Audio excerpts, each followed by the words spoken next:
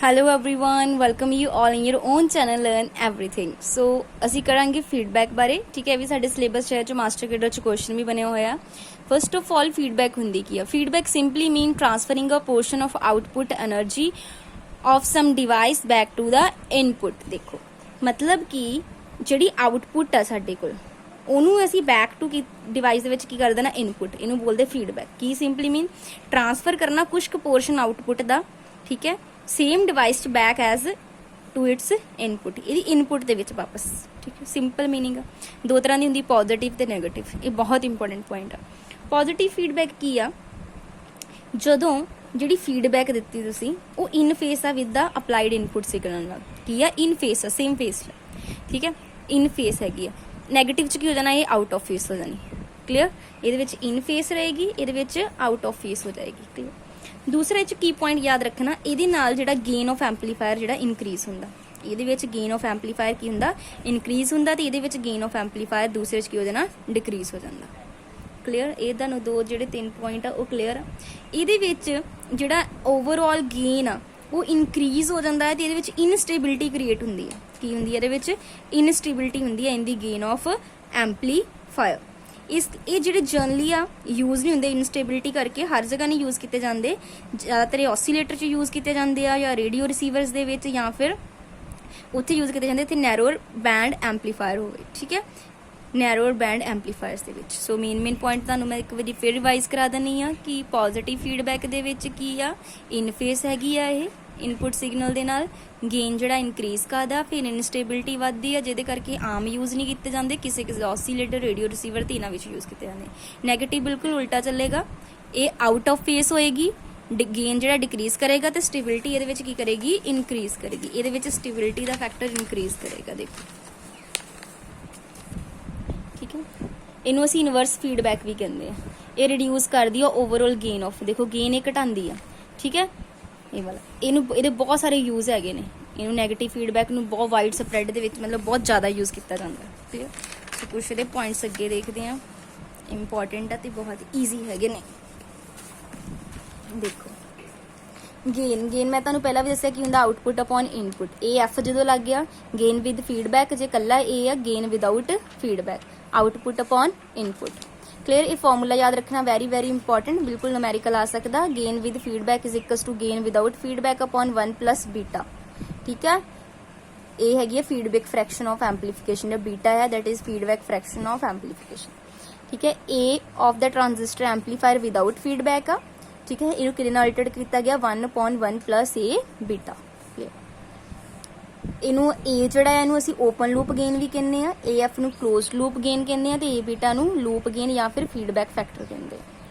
ਹੁਣ ਦੇਖੋ ਇਹਦੇ ਵਿੱਚ ਪਹਿਲੇ ਉਹਨੇ ਗੱਲ ਲਈ 1 plus A beta less than 1, denominator less than 1 ਹੋ ਗਿਆ ਤੇ AF ਕੀ ਹੋਏਗਾ? Greater than A। ਇਹ ਤੁਸੀਂ ਕੋਈ ਵੀ ਐਗਜ਼ਾਮਪਲ ਲੈ ਕੇ ਦੇਖ ਲਓ ਆਰਾਮ ਨਾਲ, ਤੁਹਾਡੇ ਕੋਲ ਕੋਈ ਮੈਥ ਦੇ ਵਿੱਚ ਲੈ ਲਓ, ਇਹ ਵਾਲੀ ਚੀਜ਼ ਨੂੰ ਗ੍ਰੇਟਰ ਦੈਨ 1 ਕਰੋ, ਤੁਹਾਡੇ ਕੋਲ ਆ ਜਾਏਗਾ। ਠੀਕ ਹੈ, ਸੋ ਇਸ ਦੇ ਕੇਸ ਦੇ ਵਿੱਚ ਆਪਾਂ ਕਹਿੰਦੇ ਪੋਜ਼ਿਟਿਵ ਫੀਡਬੈਕ ਹੈਗੀ ਆ। ਬਟ ਜੇ ਮੈਂ 0 ਕਰ ਦਵਾਂ, ਇਸ ਚੀਜ਼ ਨੂੰ 0 ਕਰ ਦਵਾਂ, ਇਹਦੇ ਵੱਟਾ 0 ਕੀ ਆ ਜਾਏਗਾ? ਇਨਫਿਨਿਟੀ। ਤੇ ਇਹਨੂੰ ਬੋਲਦੇ ਆਪਾਂ ਸਿਨੁਸਾਇਡਲ ਔਸੀਲੇਟਰ।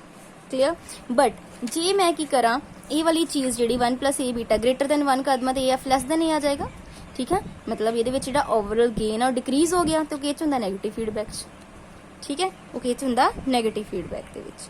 ਤੇ ਜੇ ਗੇਨ ਵੱਧ ਜਾਂਦਾ ਹੈ ਤੁਹਾਨੂੰ ਪਤਾ ਪੋਜ਼ਿਟਿਵ ਫੀਡਬੈਕ। ਜੇ 0 ਹੋ ਗਿਆ ਤੇ AF ਇਨਫਿਨਿਟੀ ਹੋ ਗਿਆ ਤੇ ਇਹਨੂੰ ਬੋਲਦੇ ਆਪਾਂ ਸਿਨੁਸਾਇਡਲ ਔਸੀਲੇਟਰ। ਕਲੀਅਰ? ਇੰਨੀ ਗੱਲ ਪਹਿਲਾਂ ਤੁਹਾਨੂੰ ਇੰਨੇ ਪੁਆਇੰਟਸ ਕਲੀਅਰ ਹੋਣੇ ਚਾਹੀਦੇ, ਇਹ ਇੰਪੋਰਟੈਂਟ ਹੈਗੇ ਨੇ। ਉਸ ਤੋਂ ਬਾਅਦ ਹੈਗਾ ਜੀ A ਬੀਟਾ ਗ੍ਰੇਟਰ ਦੈਨ 1 ਆ। A beta is greater than 1, तो ਸਾਡੇ ਕੋਲ ਕੀ ਆ ਜਾਏਗਾ? AF approximately equal to A upon A beta. ਇਹ ਨਹੀਂ cancel, that is equal to 1 by beta. Clear? ਇਹ ਤੁਹਾਨੂੰ ਫਾਰਮੂਲਾ ਹੁਣ ਯਾਦ ਹੋਣਾ ਚਾਹੀਦਾ। ਤੇ ਬੇਸ ਤੇ ਨਿਊਮੈਰੀਕਲ ਦੇਖਦੇ ਹਾਂ, ਬੜੇ ਈਜ਼ੀ ਵਾਲੇ ਨਿਊਮੈਰੀਕਲ ਹੈਗੇ ਨੇ। ਦੇਖੋ ਇਹਦੇ ਵਿੱਚ ਉਹਨੇ ਦੱਸਿਆ ਪਹਿਲਾਂ, ਠੀਕ ਹੈ, ਵਿਦਾਊਟ ਫੀਡਬੈਕ ਤੁਹਾਨੂੰ ਦਿੱਤਾ ਹੋਇਆ gain that is 1000। Beta the value ਵੀ ਦਿੱਤੀ ਆ ਤੇ ਤੁਹਾਨੂੰ ਗੇਨ ਪਤਾ ਕਰਨ ਲਈ ਕਿਹਾ। ਠੀਕ ਹੈ, with feedback. So formula with feedback is equals to without feedback upon 1 plus A beta. Values ਦਿੱਤੀਆਂ। ਠੀਕ ਹੈ, ਈਜ਼ੀ ਸੀਗਾ। ਇਹ ਦੇਖੋ ਨਿਊਮੈਰੀਕਲ ਦੇਖੋ। ਨੈਕਸਟ ਵਿੱਚ ਉਹਨੇ ਕਿਹਾ ਇੱਕ ਐਂਪਲੀਫਾਇਰ ਆ, ਉਹਦਾ ਗੇਨ ਦਿੱਤਾ 1000 ਵਿਦਾਊਟ ਫੀਡਬੈਕ। ਵਿਦਾਊਟ ਫੀਡਬੈਕ ਹੁੰਦਾ A, ਦਿੱਤਾ ਆ 1000। ਨੈਕਸਟ 50 ਦਿੱਤਾ ਆ ਵਿਦ ਨੈਗੇਟਿਵ ਫੀਡਬੈਕ, ਯਾਨੀ AF ਦੇ ਦਿੱਤਾ, ਦੈਟ ਇਜ਼ 50। ਪਤਾ ਕੀ ਕਰਨਾ? ਬੀਟਾ ਫਾਰਮੂਲਾ ਤੁਹਾਨੂੰ ਪਤਾ ਸੋਲਵ ਹੋ ਜਾਏਗਾ। क्लीयर, ईजी हैगा ना, देखो बड़े ईजी न्यूमेरिकल आएंगे विद इन द सेकंड होने वाले। नेगेटिव फीडबैक, ठीक है, reduce the gain of the amplifier from 50 to 25। देखो ये विदाउट फीडबैक होएगा, विद फीडबैक, क्योंकि रिड्यूस हो गया कदों होएगा जो फीडबैक देवांगे। सो ये विदाउट फीडबैक है, विद फीडबैक। पता की करना आपां, calculate the feedback fraction, feedback factor in percentage, this is the feedback factor, ठीक है। कैलकुलेट द फीडबैक फैक्टर पता करना आपां, इन परसेंटेज पता करना, this is the feedback factor, beta is the feedback factor. AF is equal to A/1 plus A beta.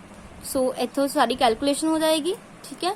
बाद विच आपां की कर लवांगे, इहदी परसेंटेज कैलकुलेट कर लवांगे, ठीक है। ये देखो परसेंटेज कैलकुलेट की हुई है, बीटा 1/50 परसेंटेज लिए मल्टीप्लाई बाय 100 करोगे तो कितना आ जाएगा 2%। क्लियर। उस तो बाद है फीडबैक सर्किट। देखो फीडबैक सर्किट दे विच की हुंदा, this is the feedback network, this is amplifier. Clear. ਇਹਦੇ ਵਿੱਚ ਦੋ ਤਰ੍ਹਾਂ ਦੇ ਦੇਖਣ ਨੂੰ ਮਿਲਦੇ ਆ ਸਾਡੇ ਕੋਲ, ਵੋਲਟੇਜ ਫੀਡਬੈਕ ਸਰਕਿਟ ਤੇ ਕਰੰਟ ਫੀਡਬੈਕ ਸਰਕਿਟ। ਵੋਲਟੇਜ ਦੇ ਵਿੱਚ ਅਗੇਨ ਦੋ ਆਂਦੇ, voltage series and voltage shunt feedback. ਇਹ ਚ ਯਾਦ ਕੀ ਰੱਖਣਾ ਕਿ ਜਿਹੜਾ ਐਂਪਲੀਫਾਇਰ ਸਰਕਿਟ ਆ ਤੇ ਇਹ ਵਾਲਾ ਫੀਡਬੈਕ ਸਰਕਿਟ, ਇਹ ਦੋਨੇ ਹੈਗੇ ਨਾ। ਇਹਦੇ ਵਿੱਚ ਜਿਹੜੇ ਇਹ ਅਸੀਂ ਕਨੈਕਟ ਕਰਨੇ ਆ ਸੀਰੀਜ਼ ਪੈਰਲਲ ਦੇ ਵਿੱਚ, ਠੀਕ ਹੈ। ਬਟ ਇਸ ਕੇਸ ਦੇ ਵਿੱਚ ਅਸੀਂ ਪੈਰਲਲ ਚ ਲਗਾਵਾਂਗੇ। ਇਹਦੀ ਕਰੰਟ ਦੇ ਦੇਖੋ, ਕਰੰਟ ਦੇ ਵਿੱਚ ਵੀ ਦਿੱਤਾ ਹੋਇਆ। ਕਰੰਟ ਦੇ ਕੇਸ ਦੇ ਵਿੱਚ ਕੀ ਆ, देखो इधी एक है करंट फीडबैक जो सर्किट है करंट सीरीज फीडबैक सर्किट ते करंट शंट फीडबैक। सीरीज दे विच ये दोनों जड़े है जिहड़ी दोनों की गल करता है अगे दिते हुए इधर, ठीक है। ये वोल्टेज दे ਉਹਦੇ ਵਿੱਚ ਇਹ ਜਿਹੜੇ ਹੋਣਗੇ ਉਹ ਹੋਣਗੇ ਸੀਰੀਜ਼ ਜਿਹਦਾ ਇਹਦੇ ਵਿੱਚ ਪਹਿਲਾਂ ਉੱਪਰ ਵਾਲੇ ਚ ਸੀਰੀਜ਼ ਪੈਰਲਲ ਚ ਸੀਗੇ ਨਾ, ਇਹ ਚ ਸੀਰੀਜ਼ ਤੇ ਨੀਚੇ ਵਾਲੇ ਹੋਣਗੇ ਸੀਰੀਜ਼ ਪੈਰਲਲ ਚ। ਬਸ ਤੁਸੀਂ ਇਹ ਮੇਨ ਚੀਜ਼ ਯਾਦ ਰੱਖਣੀ ਹੈ। ਕਲੀਅਰ। ਇਹ ਪੁਆਇੰਟਸ ਇੰਪੋਰਟੈਂਟ ਹੈਗੇ ਨੇ। ਨੈਕਸਟ ਵੈਰੀ ਇੰਪੋਰਟੈਂਟ ਚੀਜ਼ ਕਰਾਂਗੇ, ਦੈਟ ਇਜ਼ ਅਸੀਂ ਕਰਾਂਗੇ ਉਹਦੇ ਬਾਰੇ ਕਿ ਜਿਹੜੇ ਐਡਵਾਂਟੇजेस ਹੈਗੇ ਆ। ਐਡਵਾਂਟੇजेस ਬਹੁਤ ਇੰਪੋਰਟੈਂਟ ਆ, ਪੇਪਰ 'ਚ ਕੁਐਸਚਨ ਇਹਨਾਂ 'ਚੋਂ ਹੀ ਬਣਦਾ ਹੈ, ਬਹੁਤ ਜ਼ਿਆਦਾ ਇੰਪੋਰਟੈਂਟ। ਅਸੀਂ ਗੱਲ ਕੀਤੀ ਸੀ ਕਿ ਨੈਗੇਟਿਵ ਫੀਡਬੈਕ ਵਧੀਆ ਆ ਨਾ, ਕਿ ਨੈਗੇਟਿਵ ਫੀਡਬੈਕ ਜਿਹੜੀ ਆ ਉਹ ਵਾਈਡ ਸਪਰੈਡ 'ਚ ਯੂਜ਼ ਕੀਤੀ ਜਾਂਦੀ। ਕਿਉਂ? ਪਹਿਲਾਂ ਤਾਂ ਗੇਨ ਦੀ ਸਟੇਬਿਲਿਟੀ ਰਹਿੰਦੀ ਹੈ, ਪੜਿਆ ਸੀ। ਜਿੰਨੀਆਂ ਵੀ ਡਿਸਟੋਰਸ਼ਨਸ ਆ ਉਹ ਘਟਦੀਆਂ ਚ, ਰਿਡਿਊਸਿੰਗ ਆਫ ਨॉन ਲੀਨੀਅਰ ਡਿਸਟੋਰਸ਼ਨ, ਫਿਰ ਜਿੰਨਾ ਨੋਇਸ ਆ, ਆਊਟਪੁੱਟ ਨੋਇਸ ਆ ਉਹ ਰਿਡਿਊਸ ਹੋ ਜਾਂਦਾ ਆ, ਰਿਡਿਊਸ ਆਫ ਫੇਸ ਡਿਸਟੋਰਸ਼ਨ, ਠੀਕ ਹੈ। ਸੋ ਇਹ ਘਟਦੀਆਂ। दूसरा इंप्रूवमेंट ऑफ फ्रीकुएंसी रिस्पॉन्स की इंप्रूवमेंट होंदी है, बैंडविथ वधदी है। ये दो इंपॉर्टेंट पॉइंट है। मॉडिफिकेशन होंदी इनपुट की इंपीडेंस च भी आउटपुट, इनपुट जिहड़ी आ वो रिड्यूस हो जाती है बाय इन्ने फैक्टर, ठीक है। सॉरी इहदे विच की होएगा, जिहड़ी हैगी आ इनपुट, देखो दो आ साडे कोल, जिहड़ी इनपुट आ वो इनक्रीज करेगी ते जिहड़ी आउटपुट आ वो डिक्रीज करेगी by factor 1 plus A beta.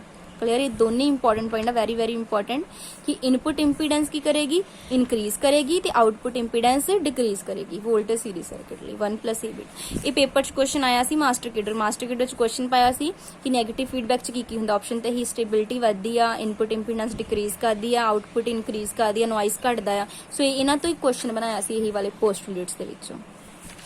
Clear. हुण तुहाडा इहदे विचों ही टैसट हो जाएगा, नाल ही तुहानूं अपने पता इवैल्यूएशन हो जाएगी कि पता चल जाएगा तुहानूं कितने क्वेश्चन आए हैगे ने। आपां करदे हां, ईजी हैगे ने सारे क्वेश्चन, बहुत ज़्यादा। पहला क्वेश्चन हैगा आ the negative feedback in amplification.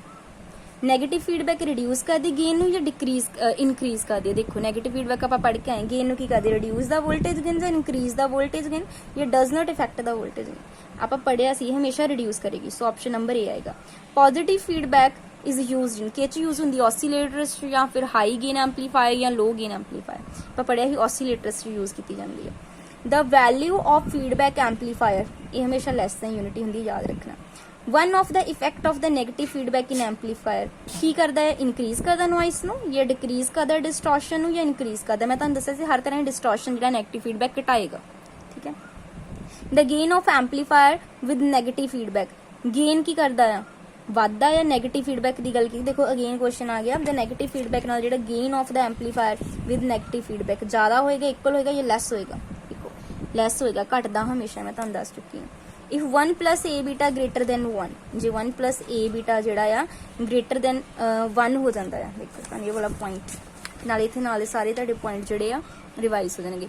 देखो 1 plus A beta greater than 1 हो गया तो किहड़ी फीडबैक सी? Negative feedback. क्लियर। सो इत्थे सीधा ही आ आंसर क्या आ जाएगा, फीडबैक इज नैगेटिव।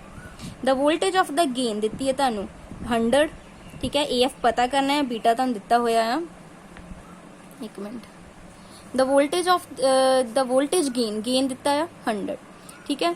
बीटा दिता है 0.03, पता की करना है तुसी कि गेन कितना रिड्यूस होएगा, यानी ओबीयसली फीडबैक नहीं होएगा, यानी AF पता करना। सो फॉर्मूला हैगा AF is equal to A/1 plus A beta, A 100 है, 1 प्लस A बीटा सारा करके तुहाडे को आंसर कितना आएगा 25। Clear, this is 25। तुसी सॉल्व कर लेना, आराम नाल सॉल्व हो जाएगा, बहुत ईजी हैगा, कराए होनी तुहानू इदां दी। नैगेटिव फीडबैक की कर दिया, इंक्रीज कर दी इनपुट इंपीडेंस नू या फिर डिक्रीज कर दिया, पढ़िया होनी इंक्रीज कर दिया। तो आउटपुट दे विच की आना, देखो नैगेटिव फीडबैक इंक्रीज करेगी इनपुट इंपीडेंस नू, इनपुट नू, बट आउटपुट नू डिक्रीज करेगी। थोड़ी प्रॉब्लम सी क्वेश्चन च, इसलिए मैं इत्थों सही कीता सीगा। नैगेटिव फीडबैक बैंडविड्थ नू इंक्रीज कर दी है, पढ़िया सी ना कि ये देखो वही वाले एडवांटेजेस ही पूछ रहा हूँ। नैगेटिव फीडबैक की करेगी, इंक्रीज करेगी बैंडविड्थ नू, ठीक है। डिक्रीज ऑफ द नहीं, डिक्रीज तो ना कर दिया या चेंज नहीं कर दिया, पोस्टुलेट पढ़े, इनपुट इंपीडेंस बढ़ा दिया, आउटपुट इंपीडेंस इतने आउटपुट आएगा डिक्रीज आउटपुट इंपीडेंस, ठीक है, इंक्रीज नहीं करना है। सो ये नाल ही तुहाडा एक किस्म का तुहानू टेस्ट भी हो गया, इदां दे क्वेश्चन पेपर्स आते हैं, ईजी है कि नहीं, सारे कर लेने। Thanks for watching the video.